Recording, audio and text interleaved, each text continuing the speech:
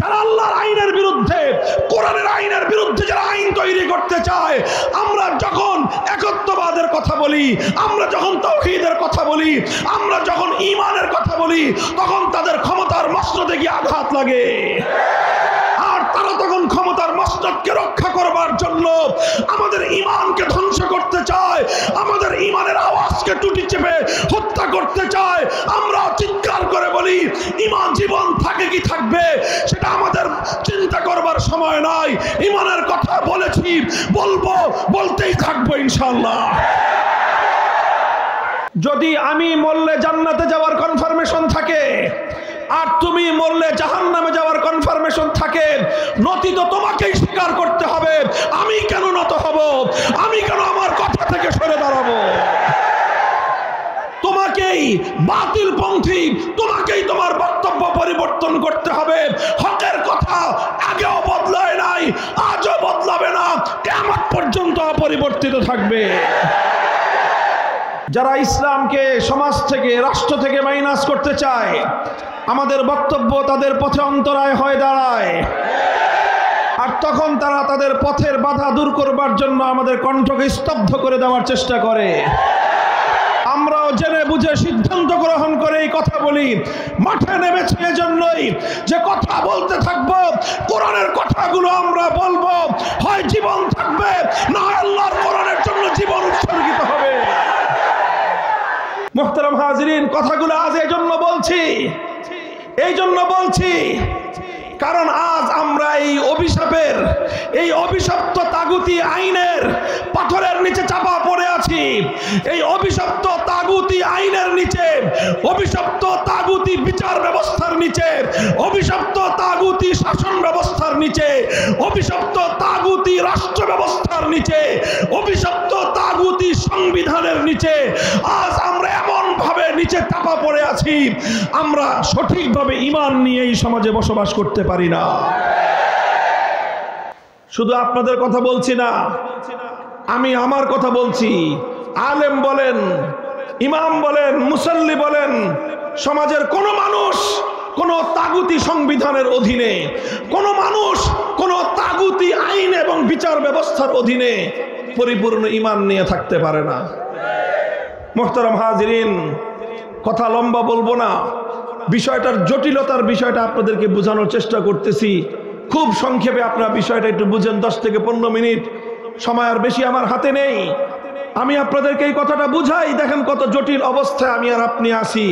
এই জটিলতা না বুঝলে এই ব্যবস্থা পরিবর্তন করবার জন্য আপনাদের হৃদয় থেকে ঈমানি জজবা জাগ্রত হবে না। এই জন্য বুঝতে হবে বিষয়টা। আমরা এই বর্তমান যেই তাগুতি শাসন ব্যবস্থার অধীনে আমরা আছি, এই তাগুতি বিচার ব্যবস্থার অধীনে আমরা আছি, থাকার কারণে আমি আপনি আমাদের কারো ঈমান নিরাপদ নাই। বলবেন হুজুর কেন ঈমান নিরাপদ নাই? আমি আপনাদেরকে ছোট্ট করে বুঝাই। আচ্ছা বলেন তো, আপনারা এখানে এই যে হাজার হাজার মানুষ, কম করে হলো এখানে 30 থেকে 40 হাজার মানুষের মজমা আছে। এই যে মানুষ যে আমরা আছি, জীবনে কোনো কারণে, কোনো প্রয়োজনে আমরা মামলা মুকদ্দমা চালানোর জন্য আদালতে আমাদের যেতে হয় কি হয় না? আচ্ছা বলেন তো, জীবনে কোনো একবার আদালতে গেছেন? কারা কারা আছেন এরকম একটু হাত উঠান তো। আমি তো আছি।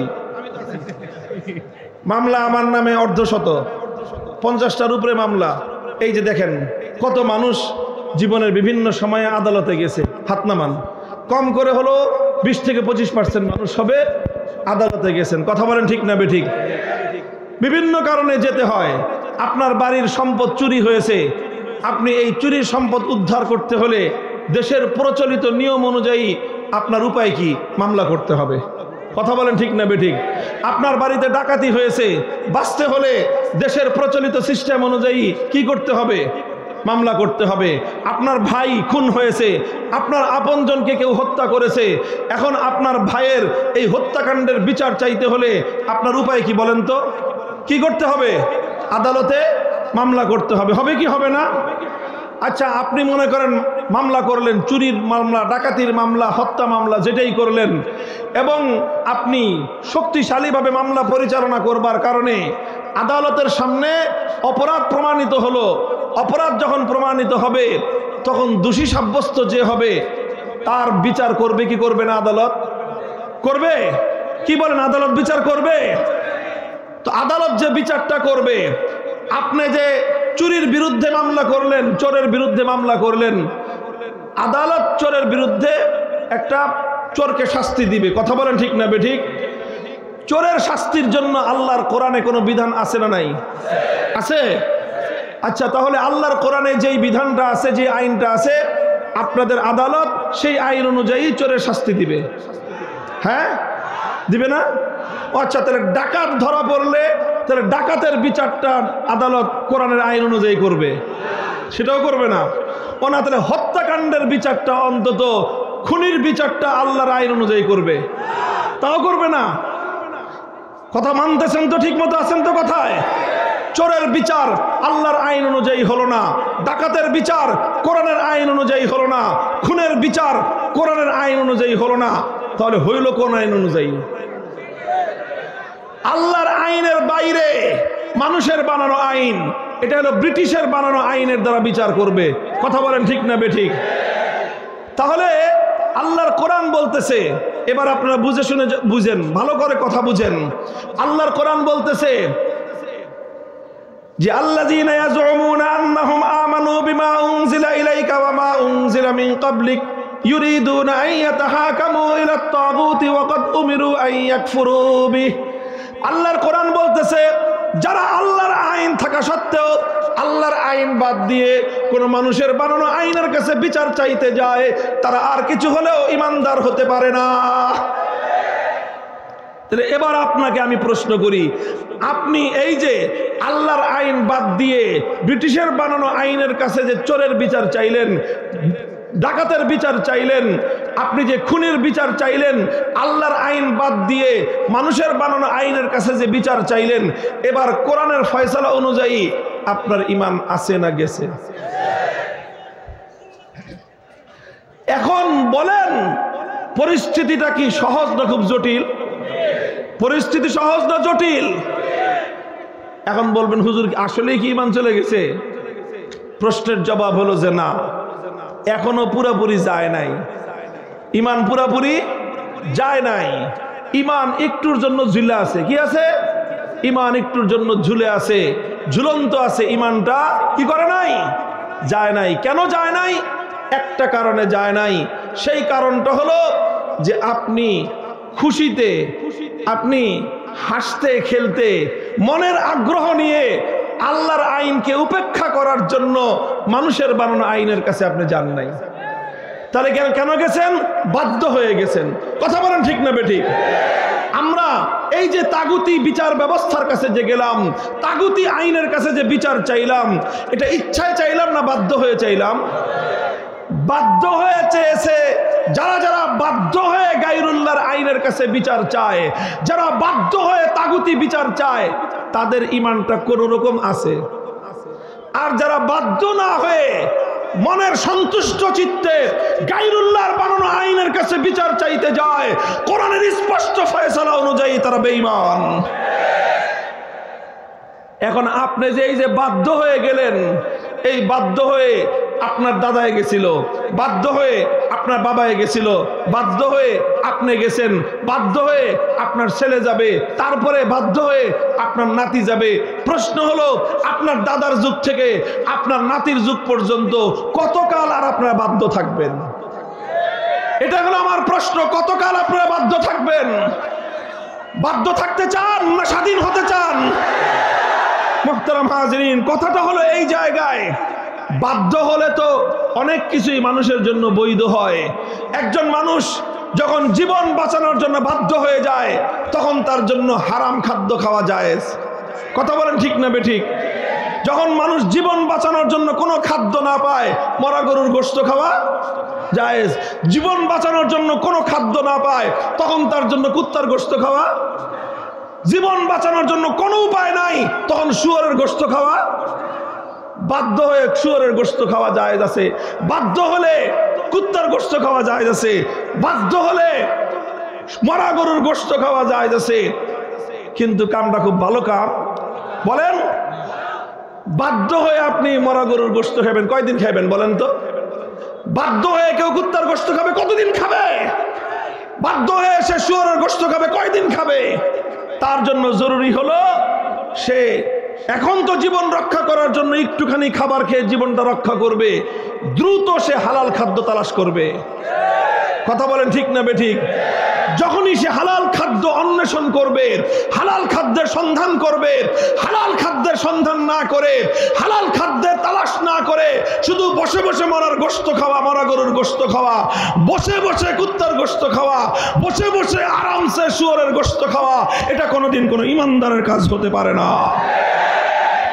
মুহতারাম হাজিরিন, কুত্তার গোশত খাওয়া স্বাভাবিক অবস্থায় হারাম, এটার দ্বারা ঈমান যায় না, শুধু কি হয়? গুনাহ হয়। শুয়োরের গোশত খাওয়া হারাম, শুয়োরের গোশত খাইলে ঈমান যায় না, শুধু হারাম হয়। কিন্তু তাগুতের কাছে বিচার চাইলে ঈমান যায়। এবার বলেন আপনারা, শুয়োরের গোশত খাওয়া বড় অপরাধ না তাগুতের কাছে বিচার চাওয়া বড় অপরাধ? পরিষ্কার কথা। মুফতি সাহেব হুজুররা এখানে অনেক আছেন, মনে করেন না যে মামুনুল হক একা একা খালি গলার জোরে কথা বলে পার পেয়ে যাবে।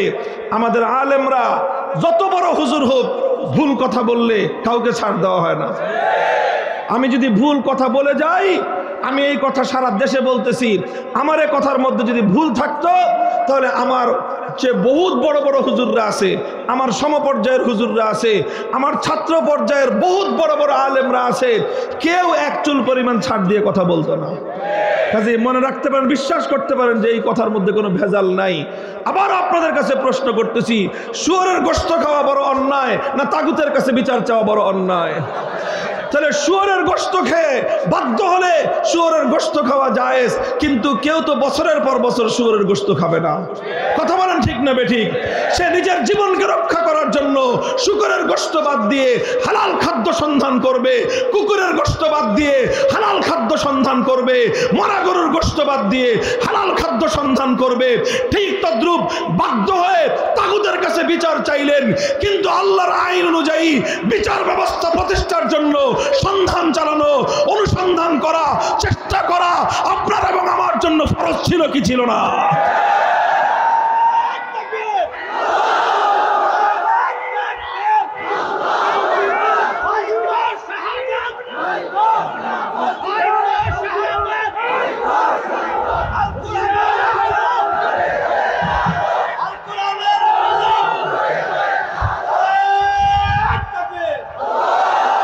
মুহতারাম হাজিরিন, এই জন্য আমি যেই কথাটা বলতেছি, দেখেন, এটা শুধু রাজনীতির কথা না, এটা শুধুমাত্র কোন দলের বিরুদ্ধে কথা নয়, তবে এটা এমন একটা কথা, এটার সঙ্গে রাজনীতির সম্পর্ক আছে। এটা এমন একটা কথা, এটার সঙ্গে রাষ্ট্র ব্যবস্থার সম্পর্ক আছে। আমার এই কথা এমন একটা কথা, এটার সঙ্গে প্রশাসনের সম্পর্ক আছে। এটা এমন একটা কথা, এর সঙ্গে বিচার ব্যবস্থার সম্পর্ক আছে। আর এই কথা যখন আমি বলতে যাব, তাগুতি বিচার ব্যবস্থা, তাগুতি শাসন ব্যবস্থা, তাগুতি রাজনীতির ধ্বজাধারীরা তখনই আমাদের পথে বাধা হয়ে দেওয়ার চেষ্টা করে। মুহতারাম হাজিরিন, আমরা এই অবস্থা থেকে মুক্তি চাই। কথা বলেন ঠিক না বেঠিক?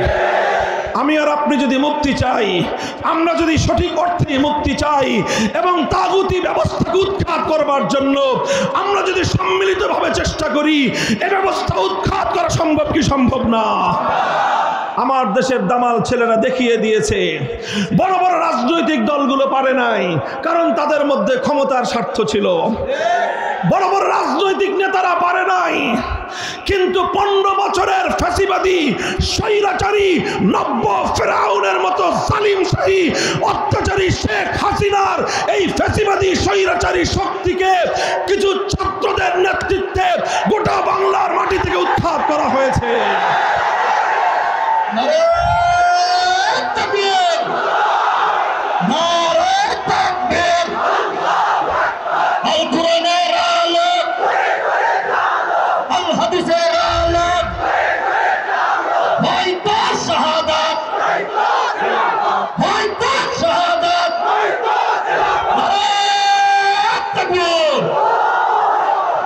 মুহতারাম হাজিরিন, এটা কিভাবে সম্ভব হয়েছে? যখন কিছু মানুষ সিদ্ধান্ত নিয়েছে প্রয়োজনে জীবন দিব আর অন্যায়ের সামনে মাথা নোয়াবো না। কিছু মানুষ সিদ্ধান্ত নিয়েছিল লড়াই করব আর ফ্যাসিবাদী শক্তির সামনে মাথা নত করব না। কিছু মানুষ সিদ্ধান্ত নিয়েছিল বুক পেতে দিলাম, গুলি কর, কিন্তু জালেমকে আর প্রশ্রয় দিব না। কিছু মানুষ সিদ্ধান্ত নিয়েছিল জীবন দিতে হলে জীবন দিব, শহীদ হতে হলে শহীদ হব। অল্প কয়েকটা ছাত্র দামাল ছেলেরা যখন জীবন দেওয়ার জন্য রাস্তায় নেমেছে, হয়তো 2000 দামাল যুবকের রক্তে আমার মাতৃভূমি রঞ্জিত হয়েছে, কিন্তু 15 বছরের স্বৈরাচারী ফ্যাসিবাদী সরকার বাংলার জমিন থেকে, বাংলার মানচিত্র থেকে উৎখাত হয়ে গেছে।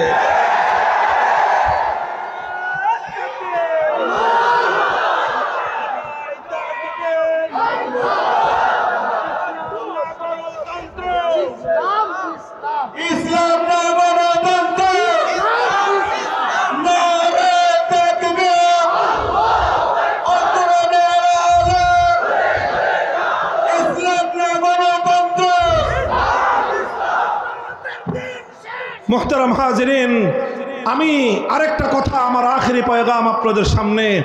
আলহামদুলিল্লাহ, এই যে স্বপ্ন, এই যে আকাঙ্ক্ষা, বলেন আল্লাহর কোরআনের আইন অনুযায়ী রাষ্ট্র চলবে, সমাজ চলবে, দেশ চলবে, আমাদের সংবিধান হবে আল কোরআন, এটা আমাদের আজন্ম স্বপ্ন, এটা আমাদের হৃদয়ের আকাঙ্ক্ষা। বলেন কথা ঠিক না বেঠিক? এটা শুধু আজকের আমাদের আকাঙ্ক্ষা নয়, এটা শুধু আজকের আমাদের তামান্না নয়।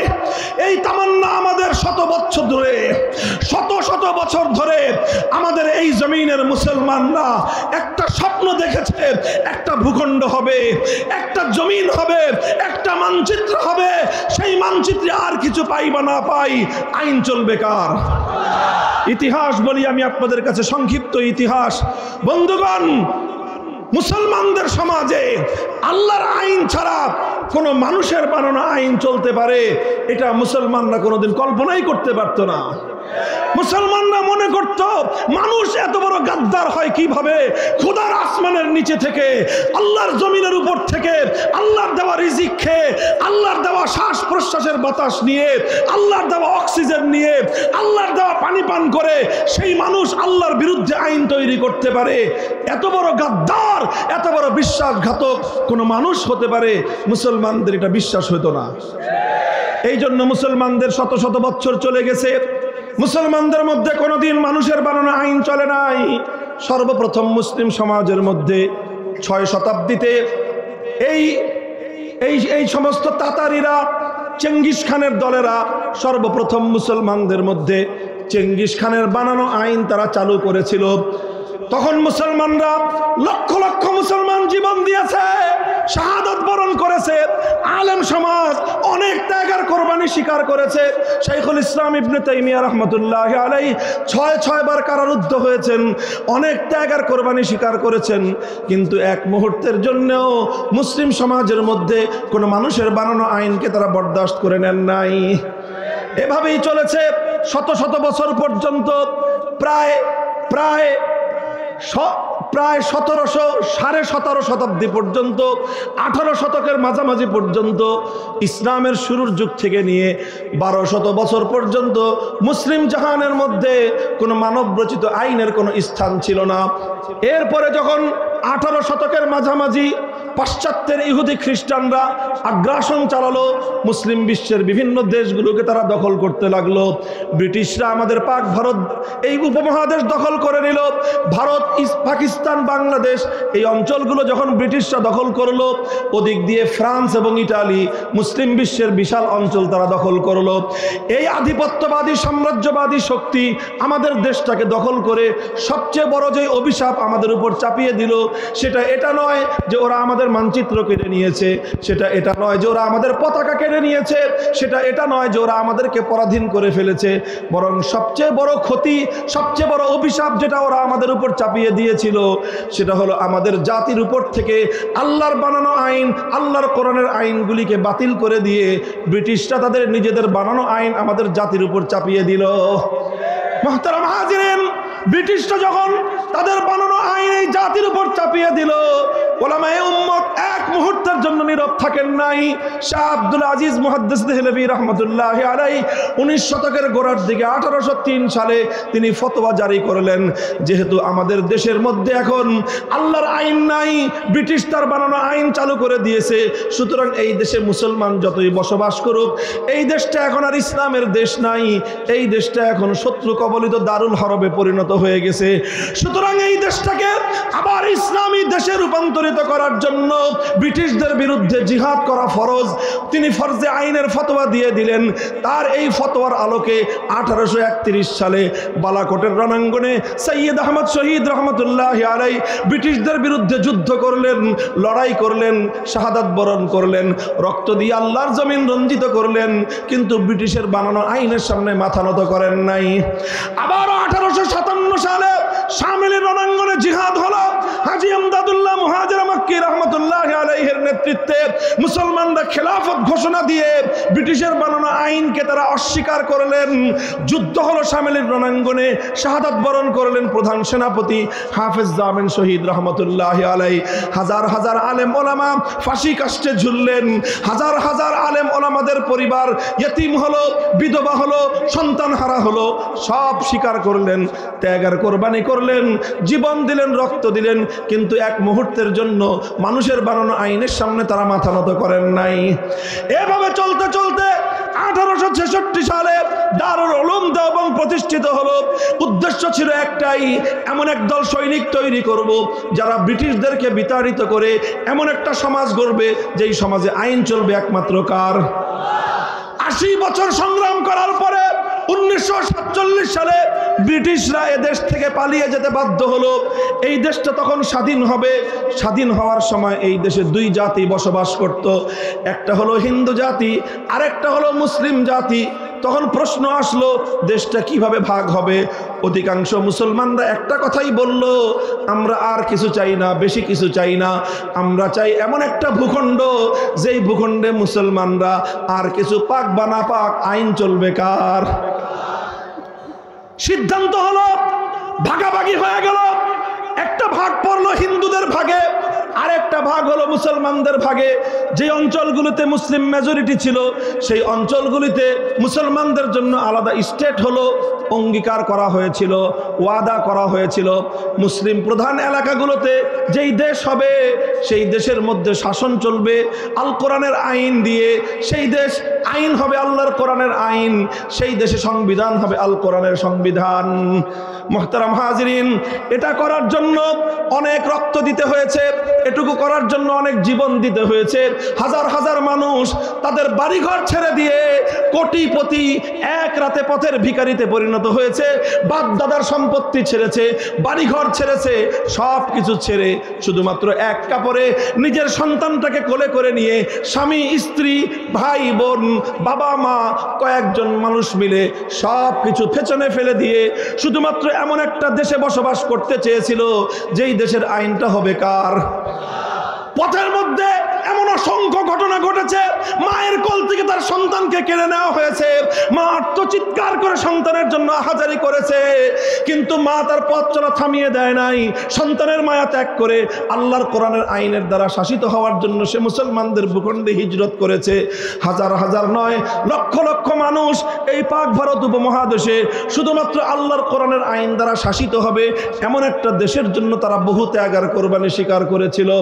আর এই ত্যাগ আর কোরবানি এই ভারত উপমহাদেশের অনেক মুসলমানরাই করেছে। পাঞ্জাবের মুসলমানরা করেছে, বেলুচিস্তানের মুসলমানরা করেছে, সীমান্ত প্রদেশের মুসলমানরা করেছে, অনেকেই করেছে। তবে ইতিহাস সাক্ষী, গোটা ভারতবর্ষে অন্য কোনো প্রদেশের মুসলমানদেরকে এত ত্যাগ আর কোরবানি স্বীকার করতে হয় নাই আমার এবং আপনার এই বাংলাদেশের মুসলমানদেরকে যতটা ত্যাগ আর কোরবানি স্বীকার করতে হয়েছে। বন্ধুগণ, এটা আমাদের আমাদের গৌরবের ইতিহাস, এটা আমাদের অহংকারের ইতিহাস, রক্ত দেওয়ার ইতিহাস, শাহাদাত বরণ করবার ইতিহাস, জীবন দেওয়ার ইতিহাস। এই জীবন আসমান থেকে নেমে এসে কোনো ফেরেশতারা দেয় নাই। এই জীবন, এই ত্যাগ আর কোরবানি বিদেশ থেকে কোনো ভাড়াটিয়া এনে দেওয়া হয় নাই। এই ত্যাগ আর কোরবানি স্বীকার করেছে আমার এবং আপনার পূর্বপুরুষরা। কারো দাদা, কারো বাবা, কারো পরদাদা, এই আমাদের পূর্বপুরুষরা সব ত্যাগ আর কোরবানি স্বীকার করেছিল। কোনো ক্ষমতার মসনদের জন্য নয়, হালুয়া রুটির জন্য নয়, শুধুমাত্র দুনিয়ার উন্নতির জন্য নয়, শুধুমাত্র একটা জিনিসের সন্ধানে, এমন একটা ভূখণ্ড পাবো যেই ভূখণ্ডে আইন চলবে একমাত্র কার? মুহতারাম হাজিরিন, এই বাংলার মুসলমানরা সিদ্ধান্ত নিয়ে বাড়ির কাছের কলকাতাকে লাথি মারলো, নিজেদের বাংলাদেশের চতুর্পার্শ্বের ভারতের সাথে সম্পর্ক ছিন্ন করলো, দিল্লিকে তালাক দিল, সব কিছু করে 2000 মাইলের দূরত্বের এই খান পাঠানদের সঙ্গে পশ্চিম পাকিস্তানিদের সঙ্গে একজোট হয়ে একটা রাষ্ট্র গঠন হলো। সেই রাষ্ট্রের নাম যাই হোক না কেন, সেই রাষ্ট্রের মূল ঘোষণা ছিল, মূল অঙ্গীকার ছিল, এমন একটা রাষ্ট্র হবে যেই রাষ্ট্রে আইন চলবে কার? কিন্তু দুঃখ এবং পরিত্রাণের বড় পরিতাপের বিষয়, সেই রাষ্ট্রটার নাম হলো পাকিস্তান। ক্ষমতা পেল পশ্চিম পাকিস্তানিরা। পশ্চিম পাকিস্তানিরা ক্ষমতা পাওয়ার পর গাদ্দারি শুরু করলো, বিশ্বাসঘাতকতা শুরু করলো, জাতির সঙ্গে গাদ্দারি করলো, মুসলমানদের সঙ্গে বিশ্বাসঘাতকতা করলো। কথা ছিল আল্লাহর কোরআন অনুযায়ী আইন চলবে, আল্লাহর কোরআন অনুযায়ী রাষ্ট্র চলবে। কিন্তু তারা ক্ষমতা পেয়ে ক্ষমতার হালুয়া রুটিতে মগ্ন হয়ে আল্লাহর কোরআনের আইন বাস্তবায়নের কথা তারা ভুলে গেল। আলেম ওলামা তাদেরকে বললেন যে কথা তো ছিল কোরআনের আইন কায়েম হবে।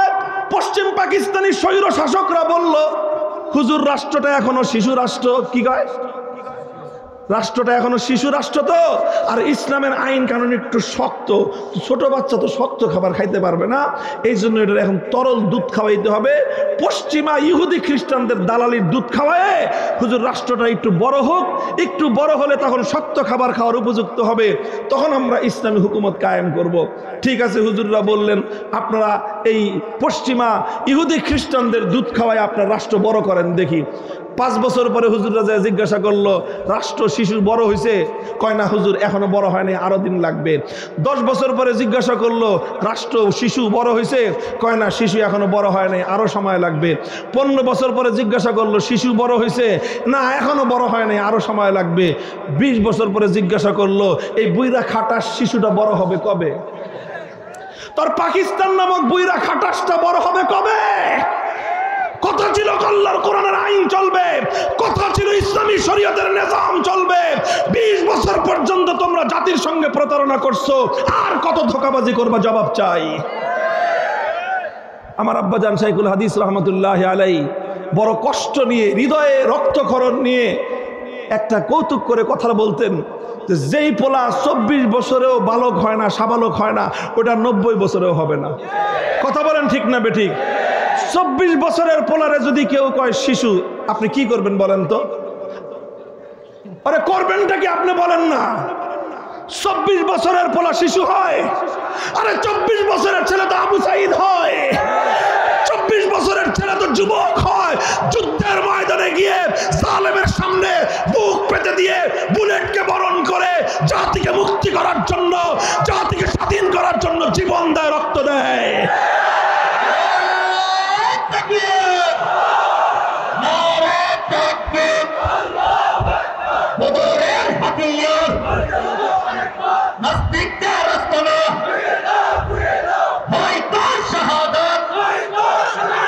মুহতারাম হাজিরিন, কথা সময় সংক্ষেপ।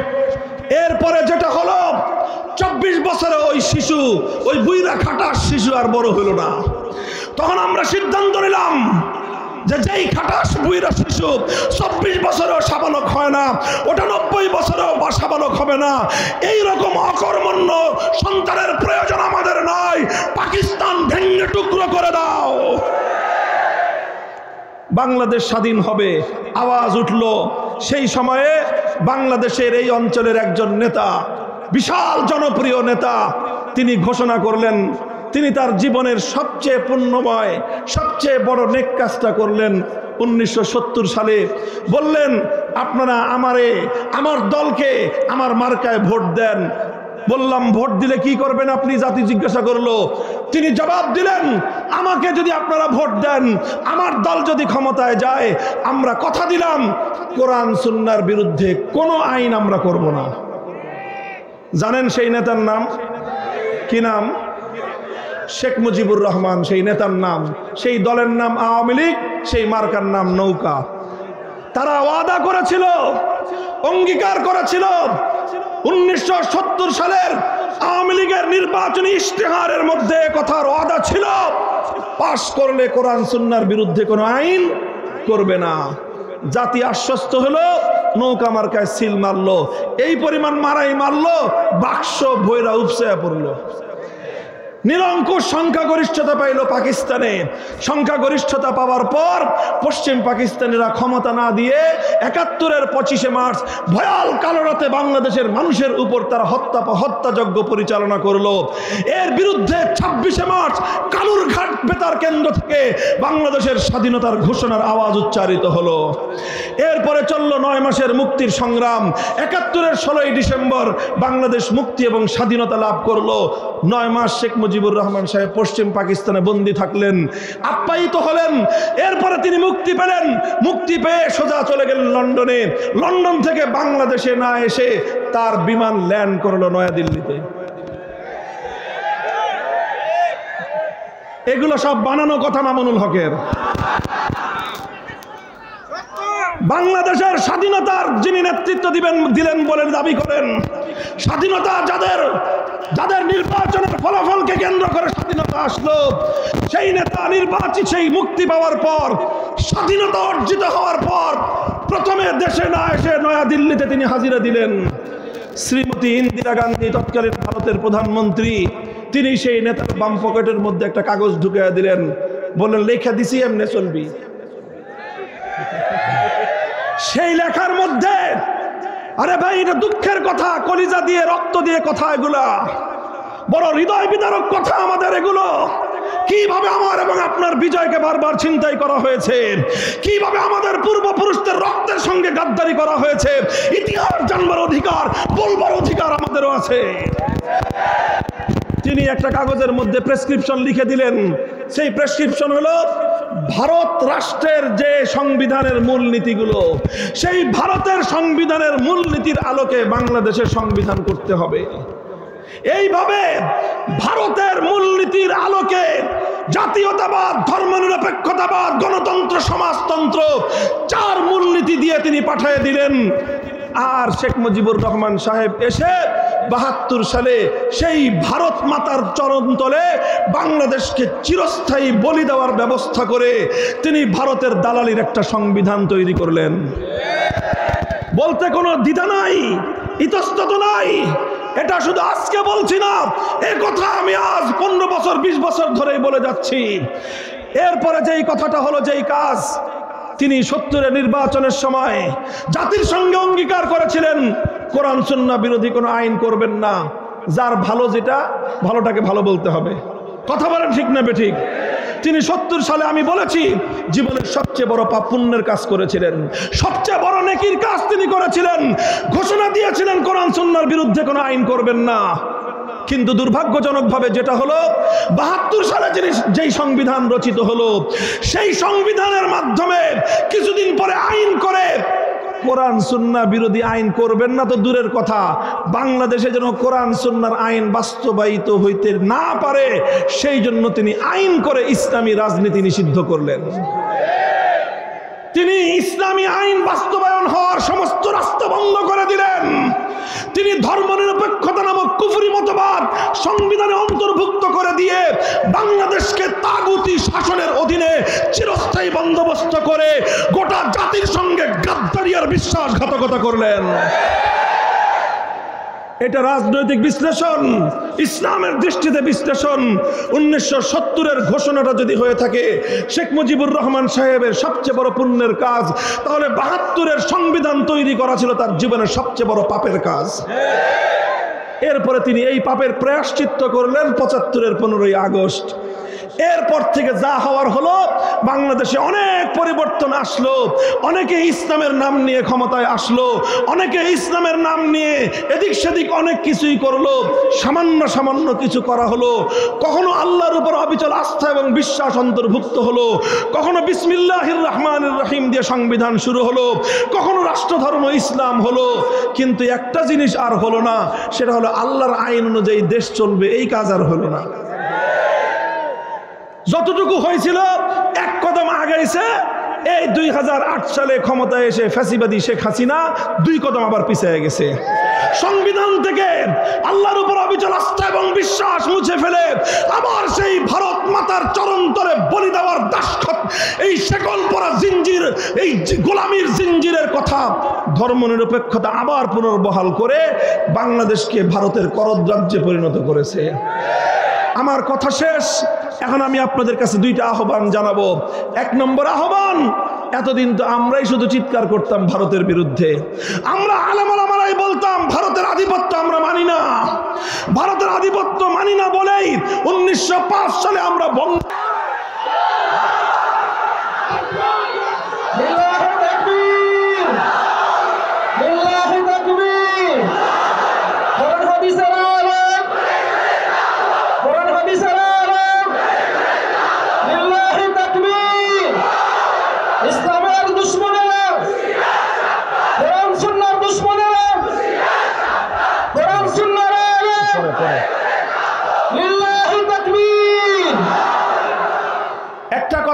বিশ্বাস করি, এটা আমাদের ঈমান, যে কারো জীবন, কারো কোনো স্বার্থ, কারো কোনো সম্পদ, কারো জীবন বা জীবনের সময় যদি আল্লাহর জন্য ব্যয়িত হয় সেটাই সফল কাম। মানুষ যারা জন্ম নিয়েছে প্রত্যেকের জন্যই মৃত্যু অবধারিত, মৃত্যুর সময়ও নির্ধারিত। সবচেয়ে সুন্দর এবং উত্তম মৃত্যু তো ওই মৃত্যু যে মানুষের মৃত্যু আসে আল্লাহর পথে চলতে গিয়ে, আল্লাহর দ্বীনের কথা বলতে গিয়ে, আল্লাহর দ্বীনকে দুনিয়াতে জিন্দা করতে গিয়ে।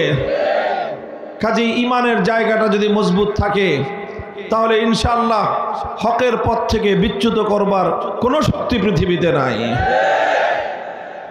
আপনারা সাথে আছেন তো ইনশাআল্লাহ? ভাই কথা তো একটাই, এখানে আমাদের জীবনের দর্শনটা খুব পরিষ্কার।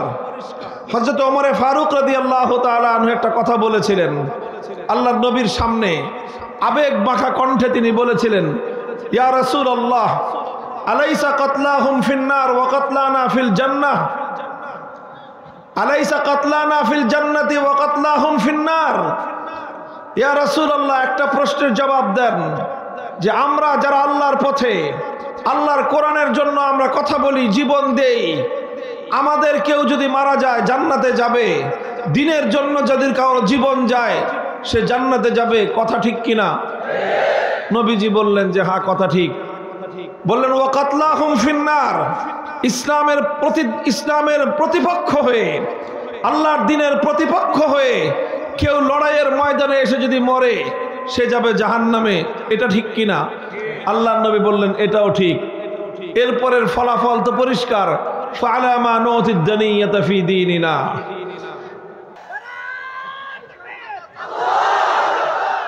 জীবনের দর্শন খুব পরিষ্কার। যদি আল্লাহর জন্য, আল্লাহর দ্বীনের জন্য আল্লাহ পাক যদি আপনার জীবনকে কবুল করেন, আপনার সম্পদকে কবুল করেন, আল্লাহ যদি আপনার জন্য কিছু কষ্ট ক্লেশকে আল্লাহ আপনার জন্য ফয়সালা করে থাকেন, সেটা আপনার জন্য আমার জন্য দুর্ভাগ্য নয়, বরং সেটাই হলো আমাদের জীবনের চরম পাওয়া, পরম পাওয়ার চরম সফলতা। আল্লাহ পাক বুঝবার তৌফিক দান করেন। মুহতারাম হাজিরিন, তো আমি বললাম যে আমি সাধারণত এই বিষয়ে কথা বলি, সমাজ এবং রাষ্ট্রের ব্যবস্থায় ইসলাম বিরোধী যেই তৎপরতা চলে এবং ইসলাম বিরোধী যেই কার্যকলাপগুলো রয়েছে সেগুলোর সংশোধন করার জন্য চেষ্টা করি। আমাদের স্বপ্ন, আমাদের আকাঙ্ক্ষা হলো আমরা এমন একটা সমাজ দেখতে চাই, এমন একটা ভূখণ্ড দেখতে চাই যেই ভূখণ্ডে আইন চলবে একমাত্র কার? বাস এটাই হলো আমাদের চূড়ান্ত চাওয়া, এটাই হলো আমাদের জীবনের পরম পাওয়া, যে আমরা আল্লাহর দ্বীনকে আল্লাহর জমিনে বিজয়ী আদর্শ হিসেবে দেখতে চাই। এটার জন্য আমাদের যা করতে হয়, যতটুকু করতে হয় ততটুকু করার জন্য আমরা প্রস্তুত থাকবো ইনশাআল্লাহ। আল্লাহ আমাদেরকে কবুল করেন। মুহতারাম হাজিরিন, আমি আপনাদের সম্মুখে পবিত্র কোরআনে পাকের সূরাতুন নিসার 60 নম্বর আয়াত তেলাওয়াত করেছি। আল্লাহ বলছেন, আলাম তারা ইলাল্লাযীনা ইয়াজউমুনা আন্নাহুম আমানু বিমা উনজিলা ইলাইকা ওয়া মা উনজিলা মিন ক্বাবলিক ইউরিদুনা আন ইয়াতাহাকামু ইলাত তাগুতি ওয়া ক্বাদ উমিরু আন ইয়াকফুরু বিহি ওয়া ইউরিদুশ শাইতানু আন ইউদিল্লাহুম দালালাম বাঈদা। আল্লাহ রাব্বুল আলামিন বড় বিস্ময় নিয়ে, আশ্চর্য রকম একটা ভাব নিয়ে আল্লাহ প্রশ্ন রেখেছেন যে তোমরা কি দেখেছো, লক্ষ্য করেছো যে কিছু মানুষ এমন আছে যারা দাবি করে তারা নাকি ঈমানদার। তারা কি দাবি করে? তারা নিজেদেরকে ঈমানদার বলে কি করে? ইয়াজুমুন, কোরআনের শব্দ হলো তারা ঈমানদার বলে নিজেদেরকে দাবি করে, অথচ ইউরিদুনা আন ইয়াতাহাকামু ইলাত তাগুত, তারা তাগুতের কাছে বিচার চাইতে যায়, তারা তাগুতের কাছে সিদ্ধান্ত জানতে চায়, তারা তাগুতের কাছে ফয়সালা জানতে চায়। কোরআনের এই আয়াতের স্পষ্ট বার্তা হলো এই যে কোনো ব্যক্তি যদি তাগুতের কাছে ফয়সালা জানতে চায়, তাগুতের সিদ্ধান্ত মানতে চায়, তাহলে সে অনেক কিছু হতে পারে। সে প্রচলিত অর্থে হাজি হতে পারে, গাজী হতে পারে, পাজি হতে পারে, ঈমানদার হতে পারে না। কোরআনের কথা পরিষ্কার। সূরাতুল বাকারায় আল্লাহ বলেছেন, قد تبين الرشد من الغي فمن يكفر بالطاغوت ويؤمن بالله فقد استمسك بالعروة الوثقى। আল্লাহ বলেছেন তাবায়্যানার রুশদু মিনাল গায়্যি, কোনটা হেদায়েতের পথ, কোনটা সত্যের পথ, আর কোনটা ধ্বংসের পথ পরিষ্কার দিবালোকের ন্যায়। ফামান ইয়াকফুর বিত-তাগুত ওয়া ইউমিন বিল্লাহ, যে ব্যক্তি তাগুতকে অস্বীকার করে আল্লাহর উপর ঈমান আনবে, একমাত্র সেই সরল সঠিক পথে অবিচল অটল থাকতে পারবে। আল্লাহ পাক এই আয়াতের মধ্যে আল্লাহর উপর ঈমানের আগে বলেছেন তাগুতকে অস্বীকার করতে হবে। কাকে অস্বীকার করতে হবে? তাগুতকে অস্বীকার করতে হবে। অন্যত্র আল্লাহ বলেছেন, আল্লাযীনা আমানু ইউকাতিলুনা ফী সাবিলিল্লাহ ওয়াল্লাযীনা কাফারু ইউকাতিলুনা ফী সাবিলিত তাগুত। যারা ঈমানদার তারা আল্লাহর পথে লড়াই করে, যারা বেঈমান তারা তাগুতের পথে লড়াই করে। ফাকাতিলু আউলিয়া আশ-শাইতান, সুতরাং হে ঈমানদারেরা, তোমরা শয়তানের অনুসারী তথা তাগুতের অনুসারীদের বিরুদ্ধে তোমরা তোমাদের প্রাণপণ লড়াই চালিয়ে যাও। দেখেন, সব জায়গায় আল্লাহ পাক একটা জিনিসকে চরমভাবে পরিহার করতে বলছেন, সেই জিনিসটা হলো তাগুত। সেই জিনিসটা কি? আপনারা কি আমার কথা বুঝতেছেন? তাগুতকে কি করতে হবে? পরিহার করতে হবে। শুধু পরিহার নয়, তাগুতকে অস্বীকার করতে হবে। আপনারা হয়তো এতক্ষণে অনেকে কিছুটা বিরক্তি বোধ করতেছেন, তাগুত তাগুত বলতেছেন, তাগুতটা কি এটা তো আগে পরিচয় দিয়ে নেবেন নাকি? আমি ইচ্ছা করে এটা করতেছি, আপনাদের মধ্যে যেন বিরক্তিটা আসে। এই জন্য তাগুতটা কি জিনিস সেটা যেন বুঝার জন্য আপনাদের মধ্যে পরিপূর্ণ ইন্টেনশন তৈরি হয়, পরিপূর্ণ সেটার দিকে মনোযোগ যেন নিবদ্ধ হয়, সেজন্য আমি বারবার কোরআনের বিভিন্ন জায়গা থেকে এই তাগুত শব্দটাকে আমি রিপিট করতেছি, পুনরাবৃত্তি করতেছি, যেন বারবার আমাদের কানে তাগুত তাগুত তাগুত এই শব্দটা যেন আমাদের কর্ণকুহরে প্রবেশ করতে করতে শব্দটা যেন মুখস্থ হয়ে যায়। এই জন্য, কারণ আমরা তো অন্য সব কিছু খুব ভালো করে মনে রাখি। ভালো তারকা, ফুটবল খেলোয়াড়, ক্রিকেট খেলোয়াড়, অন্যান্য সিনেমার নায়ক নায়িকা, রাজনৈতিক নেতা খেতা, সবার কথাই সবকিছু আমরা মনে রাখি, কিন্তু আল্লাহর কোরআনের টার্মগুলো, কোরআনের পাকের শব্দগুলো আমাদের মনে থাকে না খুব একটা বেশি। কি শব্দ বললাম আমি এতক্ষণ? কি বললাম? মুখস্থ হয়েছে? এবার শুনেন তাহলে আসলে তাগুত জিনিসটা কি। কোরআনে পাকের মধ্যে অনেক জায়গায় যেহেতু এই শব্দটা প্রয়োগ হয়েছে, ব্যবহার হয়েছে, এই জন্য যারা কোরআন নিয়ে ব্যাখ্যা করেছেন, তাফসীর করেছেন, কাদিমান ওয়া হাদিসান, সর্বযুগের মুফাসসিরিন কেরামগণ তাগুত শব্দের ডেফিনিশন এবং তার সংজ্ঞা এবং পরিচয় দিয়েছেন। এই সব পরিচয় এবং সংজ্ঞাকে যদি একত্রিত করি তাহলে সার সংক্ষেপ আমি আমার নিজের ভাষায় আপনাদেরকে যেভাবে বুঝাতে পারি সেটা হলো, তাগুত বুঝতে হলে আগে আরেকটা শব্দ বুঝেন, সেই শব্দটা হলো গায়রুল্লাহ। কি শব্দ বললাম? গায়রুল্লাহ চিনেন? আপনারা গায়রুল্লাহ চিনেন? আমি গায়রুল্লাহ চেনাচ্ছি আপনাদেরকে। এক এবং অদ্বিতীয় একমাত্র কে? জোরে বলেন, এক এবং অদ্বিতীয় একমাত্র কে? ওয়াহদাহু লা শারীকা লাহু একমাত্র কে? এক আল্লাহ ছাড়া বাকি পৃথিবীতে যা কিছু আছে সব হলো গায়রুল্লাহ। আসমান কি? গায়রুল্লাহ। জমিন কি? ফেরেশতা কি? মানুষ কি? রাজা বাদশাহ, উজির নাজির, মন্ত্রী এমপি সব কি? এমনকি নবী ওলি যত বলেন পীর বুজুর্গ সব হলো গায়রুল্লাহ। এক এবং অদ্বিতীয় হলেন একমাত্র আমার আল্লাহ। কথা পরিষ্কার? এক হলেন আল্লাহ, আল্লাহ ছাড়া যা আছে সব কি? গায়রুল্লাহ। তো কোন গায়রুল্লাহকে যদি কেউ আল্লাহর জন্য নির্ধারিত যেই আসন সেই আসনে বসায়, আল্লাহর জন্য নির্ধারিত যেই বৈশিষ্ট্য সেই বৈশিষ্ট্য যদি কোনো গায়রুল্লাহকে কেউ দেয় তাহলে সেই গায়রুল্লাহকেই বলা হয় তাগুত। কথা বোঝা গেল? আল্লাহর জন্য একটা আসন আছে, আল্লাহর একটা নিজস্ব ভিন্ন মর্যাদা আছে। আল্লাহর সেই মর্যাদার মধ্যে যদি কোনো গায়রুল্লাহকে এনে শরীক করা হয় তখন সেই গায়রুল্লাহকে বলা হয় তাগুত। এবার আপনারা তাগুত বুঝতে পারলেন। তাগুতকে আমি সুনির্দিষ্ট দৃষ্টান্ত দিয়ে আপনাদের সামনে আরো পরিষ্কার করছি। যেমন ধরেন, মহাবিশ্বের মধ্যে, এই কুল কায়নাতের মধ্যে ইবাদতের উপযুক্ত একমাত্র কে? ইবাদতের উপযুক্ত একমাত্র কে? আল্লাহ।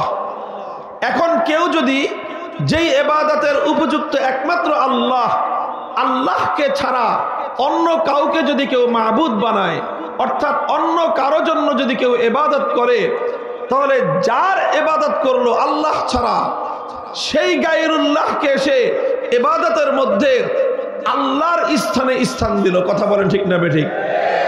তাহলে ইবাদতের উপযুক্ত একমাত্র কে? এখন আল্লাহকে বাদ দিয়ে অন্য কোন গায়রুল্লাহর জন্য যদি কেউ ইবাদত করে তাহলে যেই গায়রুল্লাহর ইবাদত করা হলো সেই গায়রুল্লাহকেই বলা হবে তাগুত। সে যুগের মানুষ লাত, মানাত, উজ্জা, হুবাল এই সকল দেবদেবীর পূজা করত, অথচ ইবাদত করবে একমাত্র কার জন্য? আল্লাহকে বাদ দিয়ে যখন লাতকে পূজা করা হলো তখন লাত হয়ে গেল তাগুত। আল্লাহকে বাদ দিয়ে যখন মানাত, উজ্জা, হুবাল এই সকল দেবতাগুলোর কেউ পূজা করলো তখন এই সকল দেবতাগুলোর পরিচয় হলো এরা তাগুত। বর্তমান যুগের মানুষ লাত, মানাত, উজ্জা, হুবালের পূজা করে না। এখনকার মানুষ পূজা করে কেউ দুর্গার, কখনো সরস্বতীর, কখনো কালী, নাম না জানা জানা নানা মূর্তি, দেবতা, দেবদেবতার পূজা করে। কথা বলেন ঠিক না বেঠিক? তো যখন এক আল্লাহর পূজা না করে, এক আল্লাহর ইবাদত না করে দুর্গার পূজা করা হলো তখন দুর্গাকে বলা হবে তাগুত। আল্লাহকে বাদ দিয়ে যখন কালীর পূজা করা হলো তখন কালী দেবীকে বলা হবে তাগুত।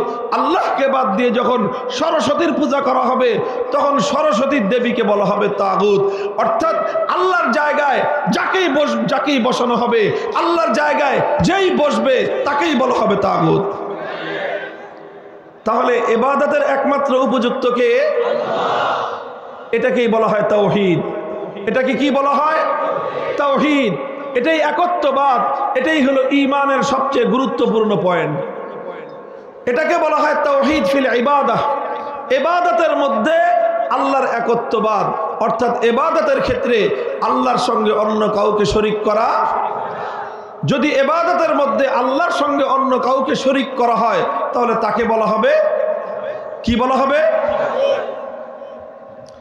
এতটুকু বোঝা গেল? আচ্ছা, এবার আরেকটা কথা বুঝেন। এই জন্য আমরা বলি কি লা ইলাহা, একমাত্র মাবুদ কে? জোরে বলেন, একমাত্র মাবুদ কে? এটাই লা ইলাহা ইল্লাল্লাহর অর্থ। একমাত্র মাবুদ হলেন আল্লাহ। আল্লাহ ছাড়া অন্য কোনো মাবুদ আর কোনো মাবুদ নাই। মুহতারাম হাজিরিন, ইবাদতের মালিক যেমন একমাত্র আল্লাহ, মহাবিশ্বের মধ্যে ইবাদতের উপযুক্ত যেমন একমাত্র আল্লাহ, আল্লাহ ছাড়া এই মহাবিশ্বের মধ্যে ইবাদতের আর দ্বিতীয় কোনো উপযুক্ত কেউ নাই। ঠিক তেমনি ভাবে এই কুল কায়নাতের মধ্যে আসমান জমিন, বিশ্ব, গোটা বিশ্ব, মহাবিশ্ব, এই সব কিছুর মধ্যে আইন তৈরি করবার, কোনটা বৈধ কোনটা অবৈধ এটা নির্ধারণ করার চূড়ান্ত ক্ষমতা একমাত্র কার? আইন তৈরি করবার একমাত্র অধিকার হলো আমার আল্লাহর। চূড়ান্ত ভাবে আইন করার অধিকার আল্লাহ ছাড়া দুনিয়ার কোনো মাখলুকের নাই। এটাও একটা তাওহীদ। এটাকে বলা হয় তাওহীদ ফিল হাকিমিয়া। এটা হলো আইন করার ক্ষেত্রে তাওহীদ, আইনের তাওহীদ। আগেরটা ছিল ইবাদতের তাওহীদ, আর এটা হলো কিসের তাওহীদ? আইনের ক্ষেত্রে তাওহীদ। একজন মানুষ শুধু ইবাদতের ক্ষেত্রে তাওহীদ মানলেই চলে না। ইবাদতের ক্ষেত্রে যেরকম তাকে আল্লাহর তাওহীদকে বিশ্বাস করতে হবে, ঠিক তেমনি ভাবে আইনের ক্ষেত্রেও তাকে আল্লাহর তাওহীদকে মানতে হবে। যতক্ষণ পর্যন্ত একজন মানুষ তাওহীদে বিশ্বাসী না হবে ততক্ষণ পর্যন্ত একজন মানুষ দুনিয়ার সমস্ত ইবাদত করতে পারে, ঈমানদার হতে পারে না। তাহলে আইন তৈরি করবার চূড়ান্ত ক্ষমতা একমাত্র কার? আইন তৈরি করবার নিরঙ্কুশ ক্ষমতা একমাত্র কার? আল্লাহর। মানুষ আল্লাহর আইনকে চ্যালেঞ্জ করতে পারে না। কেউ প্রশ্ন করতে পারেন যে আইন তৈরি করবার চূড়ান্ত ক্ষমতা, নিরঙ্কুশ ক্ষমতা যদি একমাত্র আল্লাহর হয় তাহলে মানুষ কি কোনো আইন করতে পারবে না? সরকার কি কোনো আইন করতে পারবে না? আদালত কি কোনো আইন করতে পারবে না? কর্তৃপক্ষ কি কোনো আইন করতে পারবে না? এই জাতীয় প্রশ্ন আসতে পারে কি পারে না? আমি প্রশ্নটা করলাম, এই প্রশ্নের জবাব হলো হ্যাঁ, মানুষ আইন করতে পারবে, সরকার আইন করতে পারবে, আদালত আইন করতে পারবে, কর্তৃপক্ষ আইন করতে পারবে, কমিটি আইন করতে পারবে, সবাই আইন করতে পারবে, তবে একটা শর্তে পারবে। কয় শর্ত? জোরে বলেন, কয় শর্ত? সেই শর্ত হলো সরকার হোক, কর্তৃপক্ষ হোক, কমিটি হোক, যেই হোক, আইন করতে পারবে এক শর্তে, সেটা হলো মানুষের বানানো কোনো আইন আমার আল্লাহর কোনো আইনের সঙ্গে সাংঘর্ষিক হতে পারবে না। মানুষের কোনো আইন আল্লাহর আইনের বাইরে যেতে পারবে না। মানুষ আইন তৈরি করতে পারবে আল্লাহর আইনের ভিতরে থেকে। মানুষকে আল্লাহ পাক রব্বুল আলামিন আল্লাহর আইনের বাইরে গিয়ে আল্লাহর আইনের সঙ্গে কন্ট্রাডিক্টেড কোন আইন তৈরি করবার রাইট এবং অধিকার দেন নাই। কোন মানুষ যত বড় রাষ্ট্র হোক, যত বড় সরকার হোক, যত বড় ক্ষমতাধর ব্যক্তি হোক, যত বেশি ব্যক্তি হোক, এমনকি সারা দুনিয়ার 700 কোটি মানুষ একত্রিত যদি হয়ে যায়, 700 কোটি মানুষ একযোগেও আমার আল্লাহর একটা আইনের 1 কোটি ভাগের 1 ভাগ পরিবর্তন করবার অধিকার রাখে না। মানুষ আইন করতে পারবে কয় শর্তে? শর্ত হলো আল্লাহর আইনের বিরুদ্ধে যেতে পারবে না। মুহতারাম হাজিরিন, কোন মানুষ যদি আল্লাহর আইনের বাইরে গিয়ে কোনো আইন তৈরি করে, কোন মানুষ যদি আল্লাহর আইনের বিরুদ্ধে কোনো আইন তৈরি করে, তাহলে সেই মানুষটাকেই বলা হবে তাগুত। কারণ আইন তৈরি করবার চূড়ান্ত ক্ষমতা কার? সে যখন আল্লাহর আইনের বিরুদ্ধে আইন করলো, তার মানে সে আল্লাহর আইনের চূড়ান্ত ক্ষমতা সে মানল না, বরং সে আল্লাহর সঙ্গে লড়াই বাঁধিয়ে দিল। সে আল্লাহর সঙ্গে প্রতিদ্বন্দ্বিতা তৈরি করে সে নিজেকে খোদা বলে দাবি করলো। আল্লাহর আইনের বিরুদ্ধে যে আইন করবে তাকেই বলা হবে তাগুত। আল্লাহর আইনের বিরুদ্ধে যদি কোনো রাজা বাদশা আইন তৈরি করে, সেই রাজা বাদশাকে বলা হবে তাগুত। আল্লাহর আইনের বিরুদ্ধে যদি কোনো রাষ্ট্রপতি আইন তৈরি করে, সেই রাষ্ট্রপতিকে বলা হবে তাগুত। আল্লাহর আইনের বিরুদ্ধে যদি কোনো প্রধানমন্ত্রী আইন জারি করে, সেই প্রধানমন্ত্রীকে বলা হবে তাগুত। আল্লাহর আইনের বিরুদ্ধে যদি কোনো মন্ত্রী পরিষদ কোনো আইন অনুমোদন দেয়, সেই মন্ত্রী পরিষদকে বলা হবে তাগুত। আল্লাহর আইনের বিরুদ্ধে কোনো আদালত, কোনো বিচারপতি, কোনো বিচারালয় যদি কোনো আইন তৈরি করে, সেই আদালত বিচারপতিকে বলা হবে তাগুত। আল্লাহর আইনের বিরুদ্ধে গিয়ে যদি কোনো আইন পরিষদ, কোনো সংসদ যদি কোনো আইন পাশ করে, আল্লাহর আইনের বিরুদ্ধে যেই সংসদ আইন পাশ করবে, ওই সংসদ পুরোটার নামই হলো তাগুত। পরিষ্কার কথা। এই কথাগুলো আমরা বলি না, আর না বলার কারণে আজ যে অভিশাপ আমাদের উপর এসেছে, হাজার হাজার নয়, লক্ষ লক্ষ নয়, কোটি কোটি মুসলমান বছর বছর হজ করে কিন্তু ঈমান নাই। হাজি, আলহাজ, ডবল হাজি, ট্রিপল হাজি, চৌপল হাজি, বছর বছর হাজি, ঈমান নাই। অসংখ্য অগণিত মানুষ আল্লাহর একত্ববাদকে সে বিশ্বাস করে না। সে তার যে ঈমান নাই, এই ব্যাপারে তার খবরও নাই। আর এই ব্যাপারে মানুষ খবর পাবে কিভাবে? এই ব্যাপারে মানুষ চরমভাবে গাফলতের ঘুমে বিভোর হয়ে আছে। মানুষের মধ্যে এই ব্যাপারে সচেতনতা নাই। আর আমরাও এই কথা মানুষকে বলি না। কেন বলি না? ওই যে আগেই বলেছিলাম, আমি যখনই এই কথা বলতে যাব, তখন তারা আমাদের প্রতিপক্ষ হয়ে দাঁড়াবে, যারা আল্লাহর আইনের বিরুদ্ধে আইন করতে চায়।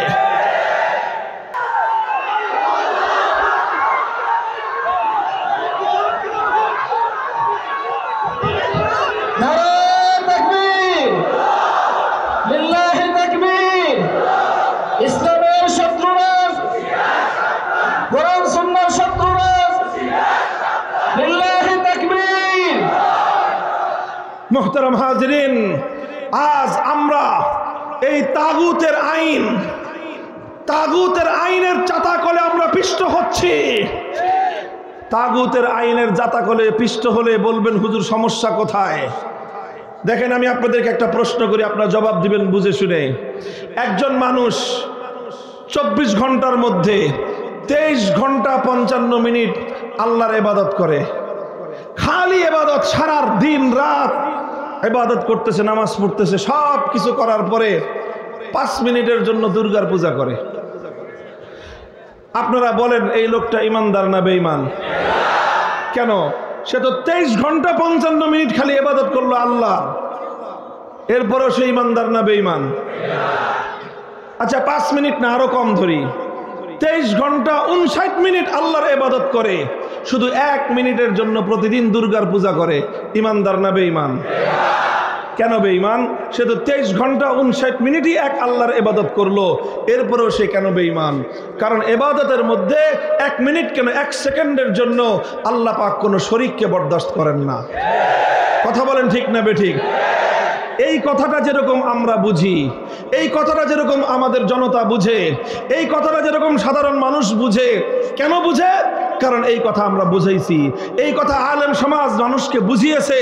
এই জন্য মানুষ বুঝে যে ইবাদতের মধ্যে 1 সেকেন্ডের জন্য কাউকে শরীক করা যাবে না। কথা বলেন ঠিক না বেঠিক? আরে দুর্গা তো পরের কথা, কেউ যদি শাহজালালের কবরে গিয়েও সেজদা করে, তাও তো পাবলিকের মায়ের একটা মাটিতে পড়ে না। কথা বলেন ঠিক না বেঠিক? শাহজালাল অনেক বড় বুজুর্গ, শাহপরান অনেক বড় বুজুর্গ, খানজাহান আলী অনেক বড় বুজুর্গ, কিন্তু তারা আল্লাহ না গায়রুল্লাহ? তো গায়রুল্লাহর জন্য সেজদা করা যায়?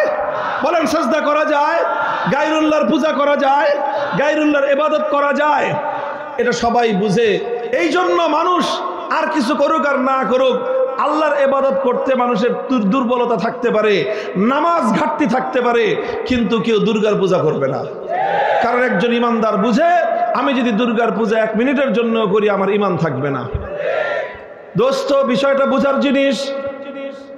ইবাদত যেরকম একমাত্র একচ্ছত্র আল্লাহর, ইবাদতের মালিক যেমন একমাত্র আল্লাহ, আল্লাহর সেই ইবাদতকে তুমি যদি 1 মিনিটের জন্য দুর্গার জন্য করো, 1 সেকেন্ডের জন্য যদি কেউ দুর্গার ইবাদত করে, তাহলে তার ঈমান যেমন থাকতে পারে না।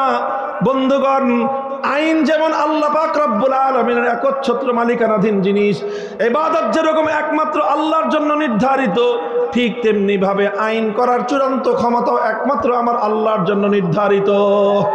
ইনিল হুকমু ইল্লা লিল্লাহ। আইন তৈরি করবার চূড়ান্ত ক্ষমতা একমাত্র কার?